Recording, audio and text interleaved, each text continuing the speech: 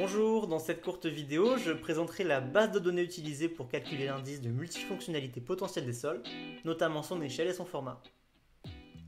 L'information géographique fournie ici utilise le référentiel régional pédologique comme donnée d'entrée, ou RRP en abrégé. Le RRP est une carte des sols associée à une base de données. L'échelle de cet outil est le 250 millième. Comme on peut le voir sur cette carte issue du géoportail, à ce jour c'est la seule information sur les sols qui couvre une surface régionale sur la quasi-totalité de la France. Les RRP sont issus du programme Inventaire, Gestion et Conservation des sols. Ce programme national est coordonné par le groupement d'intérêt scientifique Sol, créé dans le but de capitaliser des données sur les sols. Dans le cadre de ce programme, les RRP ont été acquis par différents acteurs régionaux. En Occitanie, ce sont l'INRA de Montpellier, le Laboratoire d'écologie fonctionnelle et environnement, et la Chambre d'agriculture du Tarn qui ont eu la charge de construire les RRP. Le programme IGCS permet d'assurer le respect de certaines règles de cartographie. En particulier, dans les RRP, la cartographie est réalisée à l'aide d'une densité de sondage à la terrière d'1 pour 200 à 600 hectares et d'une densité de fosse pédologique d'1 pour 2000 à 6000 hectares.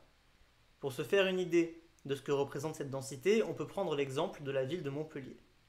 Avec une surface d'un peu moins de 6000 hectares, si la ville devait être cartographiée avec les standards des RRP, il faudrait réaliser entre 10 et 30 sondages à la terrière et 1 à 3 fosses pédologiques. Ceci est seulement un exemple, car les sols des zones urbaines ne sont pas cartographiés à cette échelle. Une base de données nationale est utilisée pour structurer et regrouper l'information, c'est la base de données DONSOL.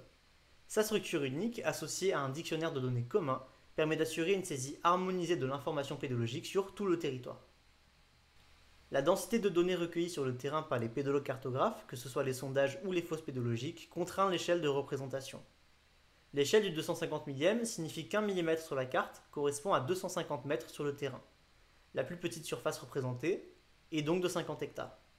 Cette échelle est donc grossière et permet de travailler au niveau régional ou départemental, mais pas au niveau infracommunal.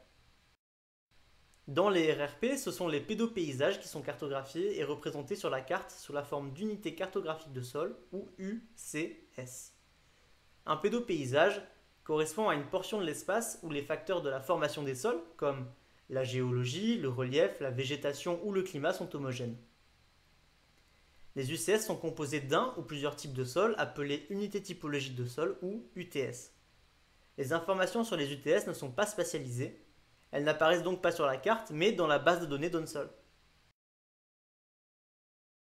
Les UTS sont décrites dans la base de données sous la forme de propriétés qualitatives issues d'observations de terrain. On peut citer l'exemple de la classe de texture, de la couleur, l'abondance de tâches d'oxydoréduction, la nature des éléments grossiers ou l'effervescence à l'acide chlorhydrique.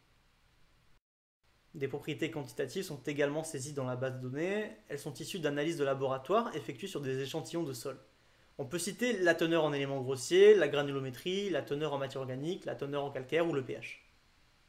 Pour y voir plus clair, prenons un exemple. Sur cette photographie, l'UCS 1, nommé falaise de calcaire dur et sols colluviaux hétérogènes en pied de falaise du Causse du Larzac, a été tracé. Cette UCS est composée de plusieurs types de sols, c'est-à-dire plusieurs UTS, des lithosols stricts, qui correspondent à la falaise calcaire, des randosols qui sont des sols calcaires peu épais, et des pérosols calcaires qui sont des sols extrêmement caillouteux. Cette information sur les types de sols est contenue dans la base de données. La répartition en pourcentage de surface de chaque type de sol au sein des UCS est également renseignée dans la base de données, tout comme les valeurs des propriétés de sol issues des observations de terrain et des analyses de laboratoire. On regarde maintenant le même endroit en vue aérienne. Il n'est pas possible de représenter les différents types de sols rencontrés sur cette carte. À l'échelle du 250 millième, la faible densité de sondage pédologique ne le permet pas, et les polygones seraient de toute façon bien trop petits pour être visualisés correctement. Seuls les UCS ont été tracés sur la carte. Pour s'en convaincre, on peut dézoomer un petit peu sur cette partie sud du département de l'Aveyron. Ainsi, il y a derrière une représentation cartographique des sols une base de données complexe mais riche d'informations.